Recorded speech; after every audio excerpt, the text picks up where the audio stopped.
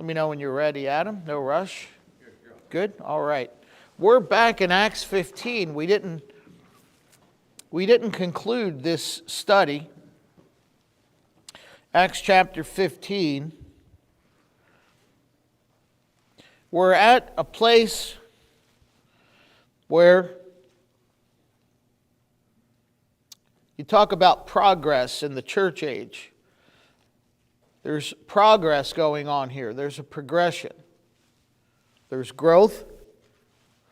There's transition. And don't ever underestimate the value of transition in progression.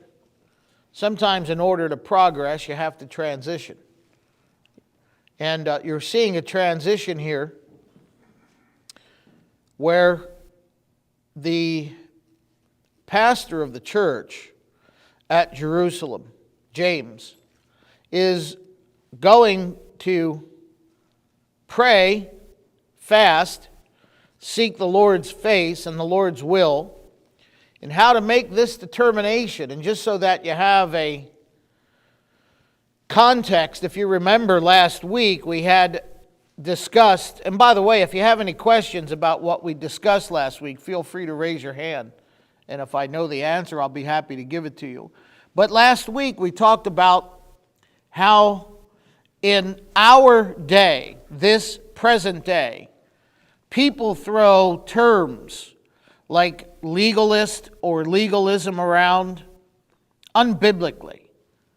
A legalist and the definition of legalism is encapsulated here in the 15th chapter of Acts, where there were certain Jews that were loyalists to the old way of doing things. Now, let me stop for 1 second. And in a court of law, when they ask for a sidebar, then they go off to the side and they want to make something clear so that everything is understood.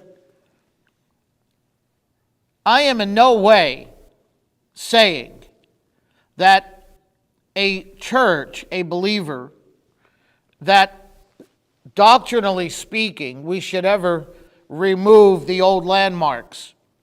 I'm not saying that at all. What I am saying is that there are things that are clearly biblical, and then there are things that are clearly traditional.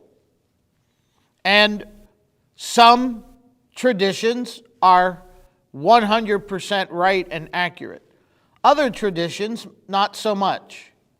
I don't have a problem